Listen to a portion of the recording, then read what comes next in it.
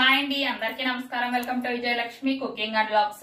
ఈ రోజు అయితే నేను పెరగన్నం చేయబోతున్నాను. చాలా అంటే చాలా టేస్టీగా ఉంటుంది. ఈ సమ్మర్ లో అయితే చాలా బాగుంటుంది తినడానికి. ఇక తయారీ విధానం అయితే చూసేయండి. ఇక అన్నం అయితే వేడి అన్నం అయితే ఇలా ఆరబెట్టుకోవాలన్నమాట ముందుగానే. ఇంకా చల్లన్నం అయితే అలాగే కలిపేయచ్చు.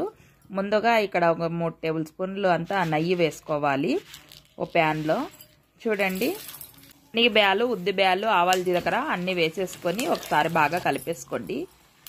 ఇక గోడెంపి పలుకులు కూడా వేసేసుకొని ఒకసారి బాగా కలుపుకోవాలి.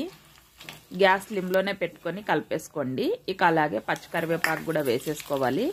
అలాగే 2 ఎండుమిర్చి కూడా తుంచి వేసేసుకోవాలి. ఒకసారి బాగా కలిపేసుకోండి. ఇక కాస్త కలర్ వచ్చిన తర్వాత ఇక గ్యాస్ ఆఫ్ చేసుకోవాలి. ఇక అన్నం అయితే ముందుగానే ఆరబెట్టుకున్నాం కదా.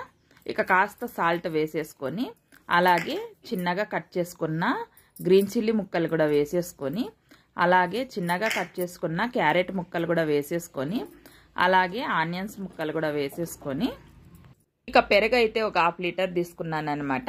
ఇక వేసేసుకొని ఇక కొన్ని నీళ్ళు కూడా వేసేసుకొని ఒకసారి బాగా కలిపేసుకోండి.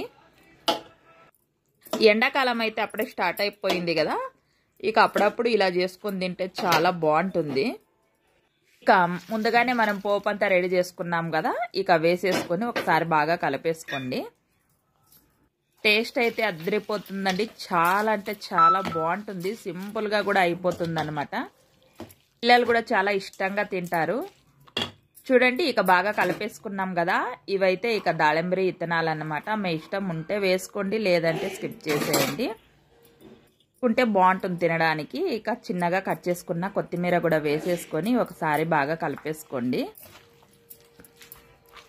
ద్రాక్ష కూడా ఉంటే చిన్నగా కట్ చేసుకొని వేసుకోవచ్చు. స్వీట్ ద్రాక్ష ఉంటాయి కదా, అవి వేసుకోవచ్చు, బాగుంటుంది. చాలా బాగుంది.